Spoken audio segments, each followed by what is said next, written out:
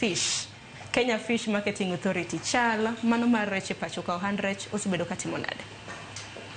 Erokamano ahinya Sharon, chal mar ohand rech e pacho ka en gima nigi history matin. Anyalo chako wacho ni nitiere oganda mopogore opogore modak kuonde ma rech nitie kendo modongo gi rech kendo machamo rech. Miyo wan ka goganda mawuok Mombasa, aluong ni Pwani, to wan goganda mawuok alwora mar Nam Lolwe, to wan goganda mawuok malo Turkana, oganda mani Naivasha, oganda mani Baringo.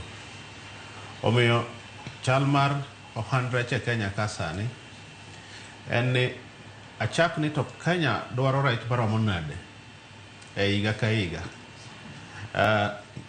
Liekore ni Kenya dwaro rech manyalo romo metric ton en kilo 1,000, 1,300, which is 300 million kilograms higa ka higa.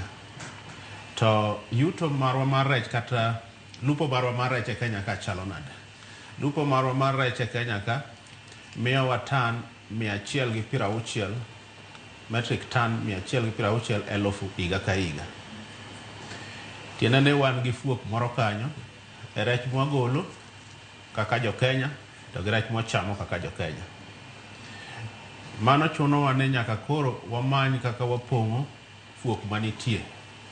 Terowa ohala mar kelo rech koa oko. And kwan manitiere en ni wakelo rech matin koa oko mopogore kaka ji paro ni wakelo rech mang'eny koa oko. Rech mokelo koa oko en gimoro manyalo gi tan metric ton 20,000. Mano higa ka higa. Higa ka higa. Pod ok ochopo kuma wadwaro. To mago kaka pinje kaka mage ma samoro piny Kenya gole rech ka wuok e pinje ma oko kabiro pacho kae. Pinje ma Kenya gole rech maduong' ahinya en China. Mano ma formal. Tadwa wacho ni rech mang'eny wayudo kowuok Uganda, rech mang'eny wayudo kowuok Tanzania. To nitiere jochiro modhi malo, jochiro monyalo, jochiro ma the luxury market. Nitiere joma bende golo rech koa Norway. Mago rech manwalo chalo kaka salmon. Koro gigo tek iriwo wagolo koa oko rech manyalo romo tan 20. Pod owewa gi fuok nikech nyaka nyo sane wach rech bi weche 3 kata 4 osetimore. Population ma jo Kenya osedhi malo, dwaro rech mang'eny.